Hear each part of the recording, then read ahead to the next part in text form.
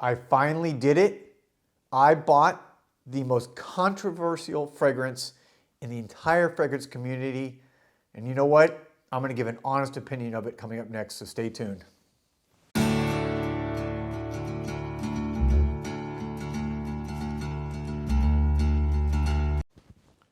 Welcome back, everybody, to Joel the Nose.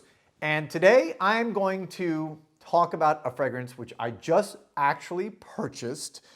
I'll be honest with you, I'm shocked that I purchased it because this is something I thought I never would.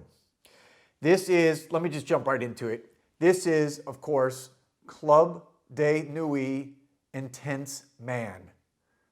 Club de Nuit Intense Man. Some of you, refer to it as CDNIM. It's talked about nonstop in the fragrance community. I mean, nonstop. All you have to do is go to any of the fragrance community chats or the online forums or the Facebook forums or the Facebook groups, and probably at least once a day, you're going to see either memes about this fragrance, you're going to see people talking about it, you're going to see fanboys who literally love everything about it, to haters who literally can't stand this and think it's the worst thing that has maybe ever been created on earth. A lot of you may know my day job. I'm an attorney. I've been an attorney for 25 years. I have to remain objective. That's part of my job. I have to be able to look at both sides of an argument, okay, and look at it objectively. So I finally decided to take the plunge and purchase this on my own. I have never smelled it before, so I have no preconceived notion about it. I come to this as a blank slate, a tabula rasa, as they say, and want to really give an honest opinion. I don't know whether I'm going to like it. I don't know whether I'm going to hate it, but just going to let you guys know how I feel. As always, I give you my honest opinion on my channel, and I'm going to tell you how I feel about this. So let's just kind of show you real quick. This is the box it comes in for those of you who have not ordered it. It's actually pretty cool. You have this like black circle with this like fake emerald or diamond, which matches, of course, the diamonds or the emeralds, whatever they are, on the actual bottle and, of course, on the front of the bottle. The box is actually, I gotta say, it's pretty nice. It's got this like black kind of like slick matte surface. It's got the name on it. On the bottom, you have where it was made. A lot of people in the fragrance community talk about this, whether it was made in the Middle East or in France. This one was made in France because it is, I just got it, it's one of the newer bottles. I'm not gonna get into the whole reformulation argument, which batch you have. People talk about batches like they talk about Creed Aventus batches. I am just gonna give the honest opinion of what I have right now. Now, when you pull it out, you actually get this little kind of like, information. It just basically says the name. Kind of almost looks like they're giving you, again, over the top for such a cheap fragrance. I did buy this for roughly $30 on Amazon. I went to Amazon rather than one of the fragrance places, but I did, got it from one of the main fragrance shops on Amazon. Again, 30 bucks came within one day. How can you beat that, right? The bottle, when you get it, for those of you who have not actually seen the bottle, this thing is hefty. I mean, I'm talking, this is like a much more expensive bottle than $30. I was expecting a package of total crap. The packaging is way above a $30 price point. The bottle, way, way above a $30 price point. You can see on the side, it actually says Club de Nuit. Okay, it's engraved in the bottle. The bottle is basically a rectangle. You've got the kind of famous chain that they have going down this medallion with the fake crystals again. You have a metallic top that fits snugly, so it fits very snug. And it's got some good weight behind it. So again, you'll notice mine has the black atomizer. Some of you notice the older ones have a silver. That's part of that whole reformulation debate. When they changed to the black, did they change the juice? Again, I'm not going to get into all that. I'll let the people who are really like crazy about this fragrance one way or another decide about reformulations. I just smell the juice, okay? Oh, pretty cool. You can see the top of the atomizer actually says Armaf, which is the name of course, the company. Let me just, you can see it there. Kind of hard with the light. All right. This, some people say it's not a clone. Some people say it's just similar to this is a clone, okay?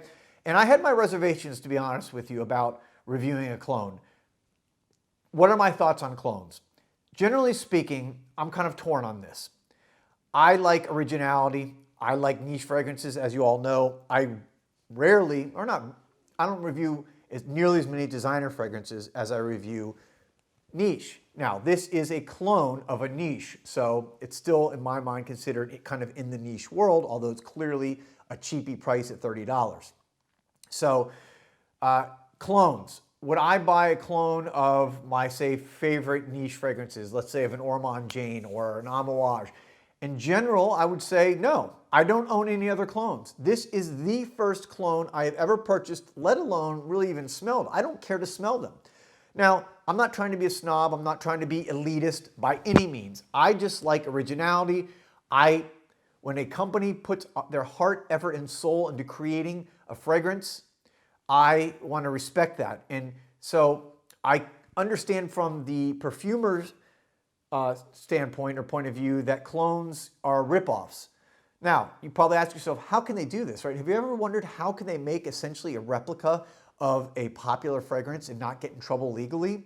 It's very simple. Fragrances in general, the compounds cannot be trademarked. So while the bottle can be trademarked, a name can be trademarked or copyrighted, you cannot actually trademark. Sorry, my cat wants to get in the picture. I'll show you. Someone asked the other day. This is Garbanzo. Say hi, Garbanzo. Say hi. That's Garbanzo. Hi, Garbanzo. I'm going to put him down now. So legally speaking, it's nearly impossible because of regulations around the world and how courts have ruled on this issue. So therefore, for many years, hundreds of years, fragrances, when they came out, really popular ones, of course, they guard that recipe, they guard the ingredients like with their life because they don't want other houses to copy it. Sometimes they would be stolen, get out. Well, that all changed really kind of in the 60s or so with the creation of a machine called the chromatography machine. This is essentially was created in the gas and oil industry. And it's a machine that allows, basically, it takes in the gases or liquids of something, and it can tell you down to literally 99.9% accuracy what are the elements in there. And so when a perfume evaporates and the notes evaporate, it evaporates into gas into the air, the chromatography machine can measure that and tell you exactly what is in a fragrance. So nowadays what happens, and there's also something called a headspace evaluation, which is similar. They can evaluate fragrances based on that. So when you combine these different technologies that have been used now for over 30 years, when a fragrance comes out, this is what happens actually in the industry. As soon as a fragrance comes out, all the other major houses go ahead and buy a sample as soon as they can. They buy a bottle, they take it to their lab, they shoot it with the chromatography machine, and they find out exactly what is in it. So literally within a day of a fragrance being released, all the other houses know exactly what was put in it. And they can then copy it, or they can, of course, create ones that are similar. We all know there are ones that aren't necessarily clones, but they are similar fragrances. All they're doing essentially is taking the base or the majority of the notes and maybe changing it around a little bit. But this is a clone, okay? I guarantee you that if you shot this with a chromatography machine, it would have the DNA of Creed Aventus down to almost exactly the same. How they maybe make it a little different is by changing the proportions of the different notes. The pineapple, the birch, the wood notes, the rose, jasmine, whatever, whatever all the notes in there. So what they've done here is, in my mind, is create an almost exact clone of Creed Aventus. Maybe they don't use the exact natural elements. Maybe they use more synthetic. Again, this is all part of their business model. For 30 bucks with a great presentation, they're probably using almost all synthetic materials, I'm guessing. And so that's kind of the background on this house, on the legality of it, of how companies all do this now. They all use the machines to find out what their competitors are using. One quick note, another reason why things are not typically trademarked is because when you submit a trademark or copyright application, you have to submit literally the detailed information behind it, which means they would submit literally the proportions of all their fragrances. So right now, there's still a little guess room. Each house may sneak some extra little things into a fragrance that maybe are not completely caught by a chromatography machine, but if you did a patent or a trademark or a copyright, you would have to publicly release that information for everyone in the world to see. So that's just another little side thing. Again, just giving you a little bit of my attorney background and understanding of these factors. So let me get right into the juice now, okay? I know this is already going long, but there's a lot to talk about here. Let me spray right here on my hand. I've been wearing this for a couple days now. So atomizer, as you can see, is excellent. Gives a nice poof, a nice cloud.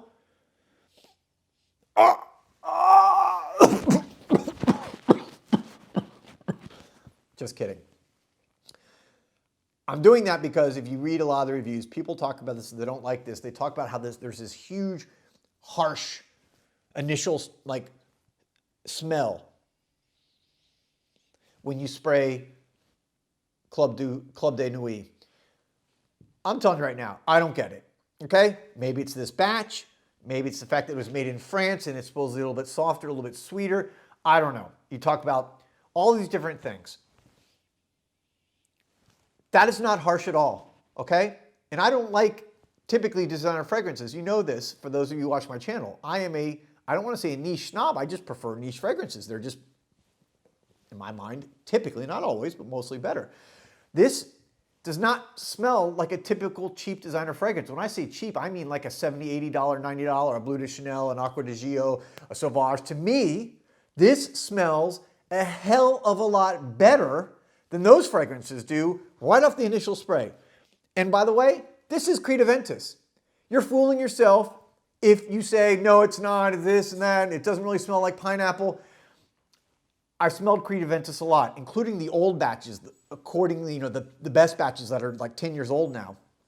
And those don't smell like pineapple to me, okay? I love pineapple. Even Creed Aventus to me doesn't have really a pineapple smell. You want a pineapple smell? Go smell Herba Pura from Sergioff. That's a pineapple smell. This and Creed Aventus, it's more like a grapefruit salty smell. Some black currants, definitely bergamot. It's more bergamot to me. It's more grapefruit to me, and it's more salt to me. But this smells, I'm telling you, 95% similar to Creed Aventus. The reason why, I think people say it's not is because, and I'm going to be doing another video on this, on the science behind smell. Because smell is something that's highly subjective, and it's not something you can touch or taste, and it's something that's gone, and it's quickly, and we don't have good words typically to measure smell like we do other senses. People are highly subjective and therefore influenced by words, by what other people say. And so when people see constantly the same things over and over about this, they typically, in their minds, they start to believe that. What I'm saying is that if you smelled this totally objectively, and I'm telling you about this bottle right here that I have, it smells like Creed Aventus. Again, this is the third time I've worn it now all day. So I really wanted to give this a fair shot. I didn't want to go off just one day, even 2 days. This is the third full day I've worn this. And I've been wearing this all day today. I get over 8 hours, okay? I get good projection, not beast mode. So this for me on my skin is not beast mode, but I get good projection. I get a good maybe 6 inches away from my skin, and I get it lasting all day on my skin. And the dry down to me, it's not super complex. It's not, some people talk, I think the general consensus is that people don't like the initial blast and the initial smell, but they like the dry down. I think it's just because people, that's like what they keep reading, because to be honest with you, to me, the top and the initial spray is absolutely fine. It's very good. It's very crowd pleasing. It's going to be a compliment getter. And for 30 bucks, it simply is a winner, okay? And believe me, I didn't think I was going to say this because I told you I'm conflicted about clones. And I forgot, I kind of got sidetracked, but on clones, as I was saying earlier, I understand the perfumers company's perspective, but I also understand the average person out here. These things are a lot of money, man. fragrances are a lot of money. So to be able to go out and get the copy of a $400, $500 fragrance like Creed Aventus and get something in a cool bottle that's going to get you compliments and it's going to get you, you know, compliments from women or whatever for 30 bucks. I mean, there's a market for that. You know, there's a need for that. Not everyone can afford that crap. And, you know, I just think that, so my attorney side, because I represent everyday people, and that's what I do, man. I fight for the little guy. You know, I fight against the big companies, against the corporations. So there's a side of me, there's a side of me like an underdog side that says, you know what? Yes, this is awesome. You know, clones are good because it allows people to get in. And these companies are just taking these, again, the chromatography machines, and they're zapping it and getting it like 99% right. And the average person, therefore, is never going to be able to tell the difference. Maybe a perfumer could tell the difference.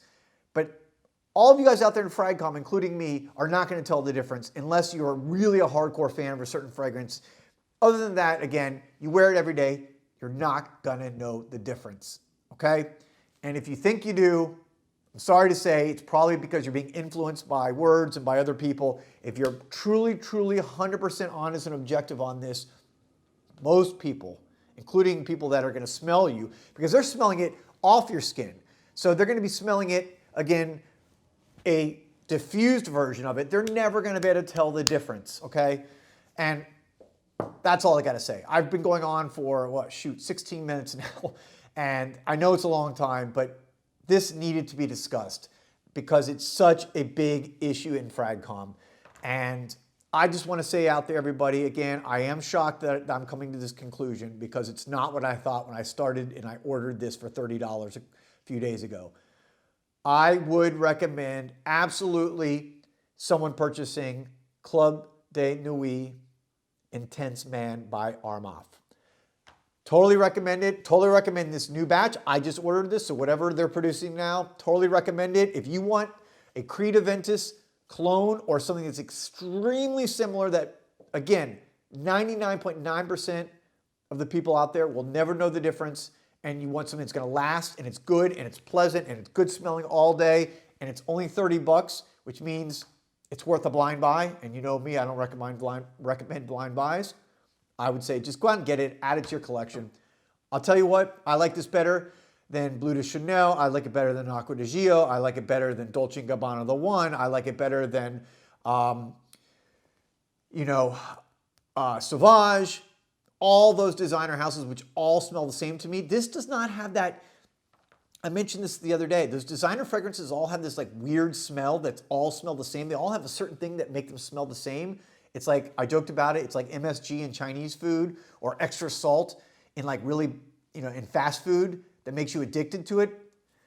This doesn't have that, at least again, on this batch. So anyways, long video, important video I think though for the fragrance community, for those of you who have been debating whether to buy this or not, or feel bad about it, or for those of you that love it, you're going to of course be loving this video for the quote fanboys. So there you have it. My conclusion and review and final analysis on Club de Nuit Intense Man. Comments. I don't know, this may generate some controversy. Lovers, haters, whatever. Want to hear your comments, guys. This is Joel the Nose coming to you again from Miami. Hope you're having a great one. Thank you for watching. Thank you for supporting. Love you guys. Take care. Peace and love.